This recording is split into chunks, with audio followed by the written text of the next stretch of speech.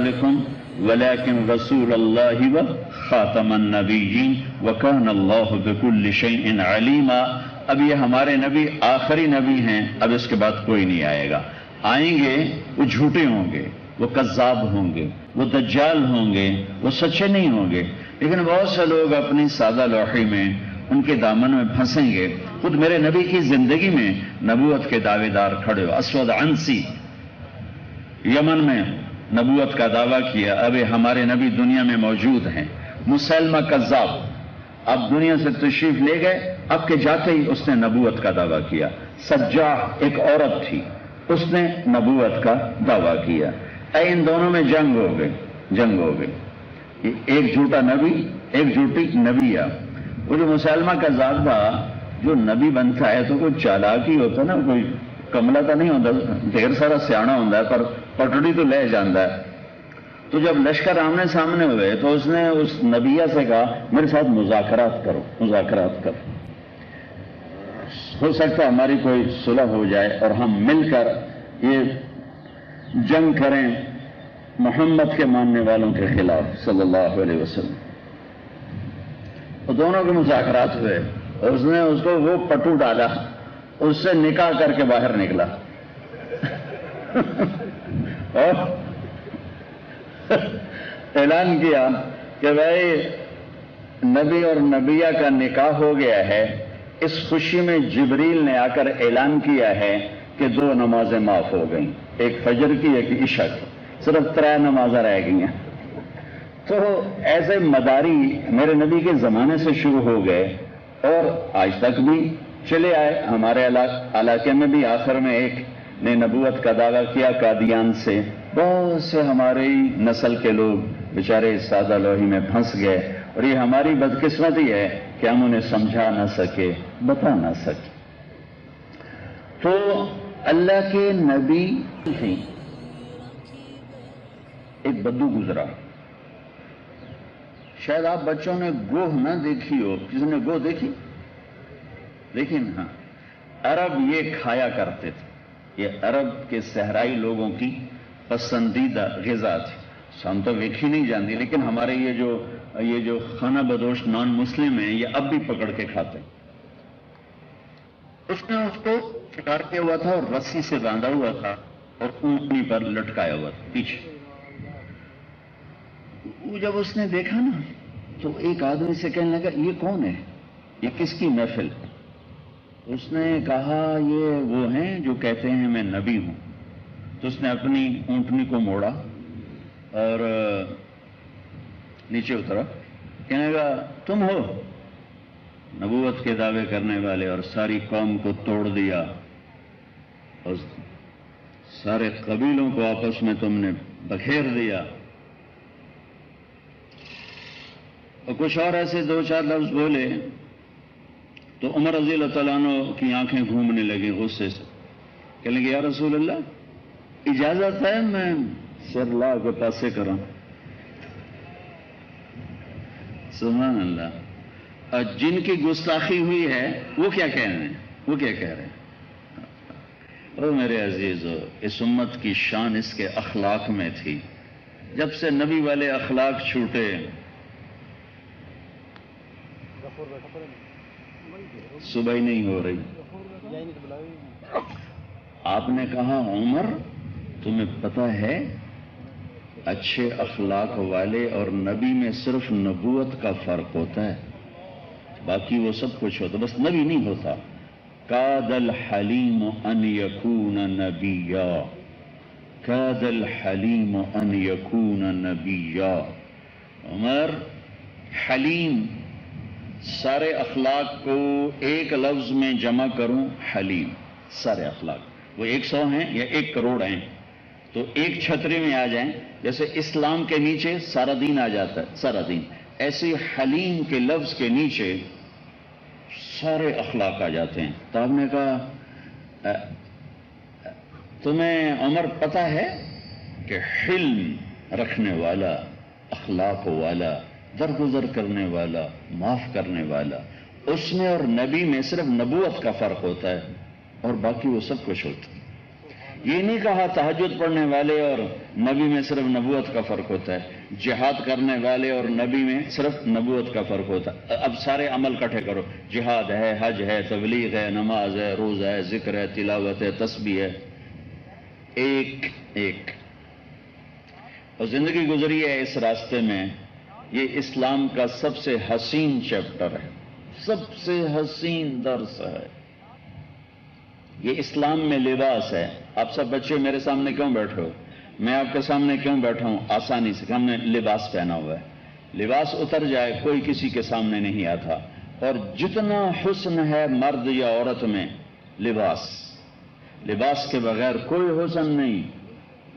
جانور پن ہے، خوبصورتی کوئی نہیں، خوبصورتی لباس میں ہے۔ لباس جتنا کورڈ ہوگا اتنا حسین ہوگا۔ یہ تو یورپ نے عورت کو ننگا کر دیا اور اس کا عورت پنا ختم کر کے رکھ دینا۔ وہ ماں رہی، نہ بیوی رہی، نہ بہن رہی، نہ بیٹی رہی، کچھ بھی نہیں ہے۔ وہ ایک گرل فرینڈ ہے، ایک ٹیشو پیپر ہے، جب جی بھر جائے گا اٹھا کے پھینک دیا جائے گا۔ تو اچھے اخلاق میرے بچوں انسانی جسم کا لباس ہیں۔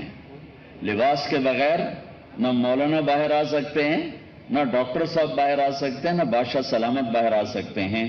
اچھے اخلاق یہ لباس ہے ہر بڑے چھوٹے کا۔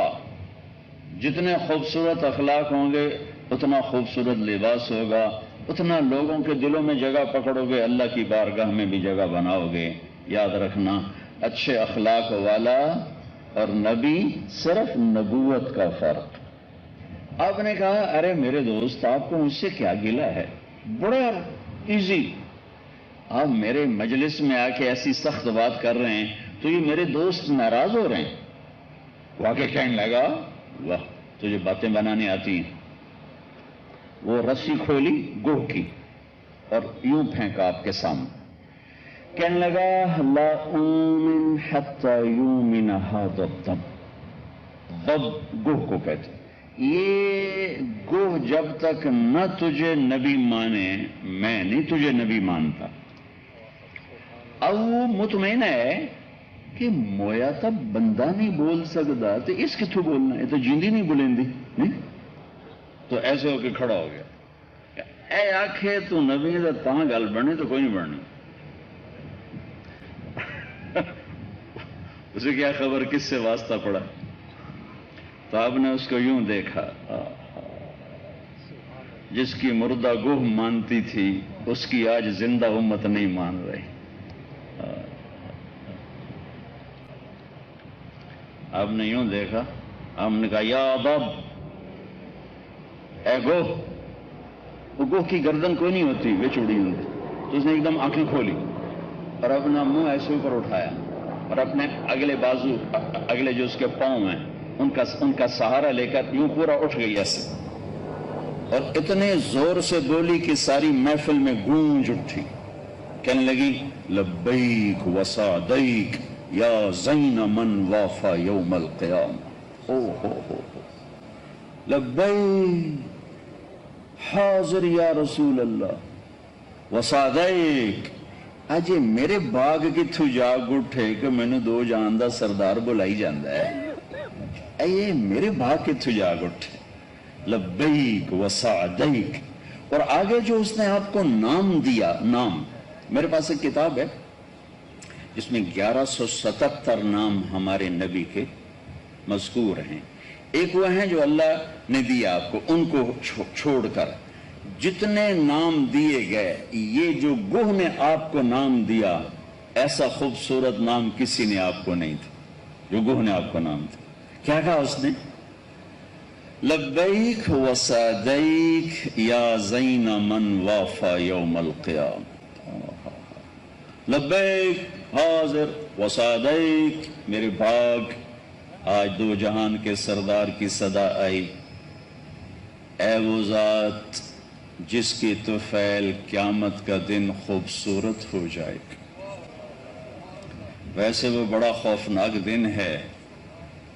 والساعۃ ادہا وامر، قرآن کہہ رہا ہے کہ قیامت کا وقت خوفناک، وحشتناک اور دہشت ناک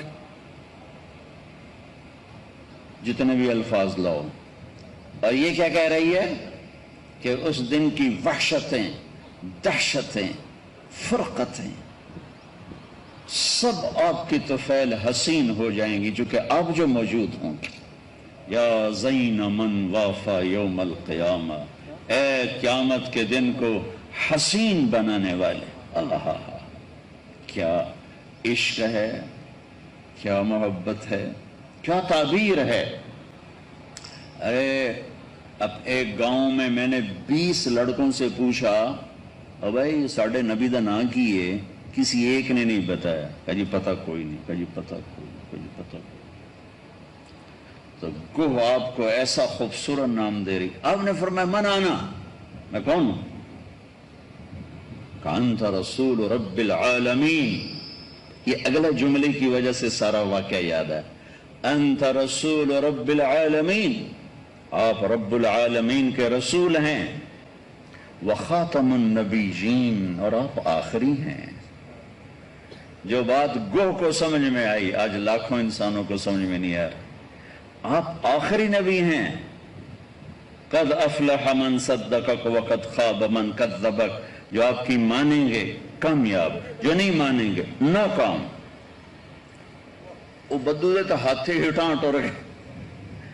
ہم نے کہا بھائی اب کیا کہتے ہو؟ کہا جی اب تو مانتا ہوں. کہا اچھا یہ میرے عمر نے تمہیں ڈرایا تھا نا، اس کے بدلے تمہیں ایک اونٹنی بھی تحفہ دیتا.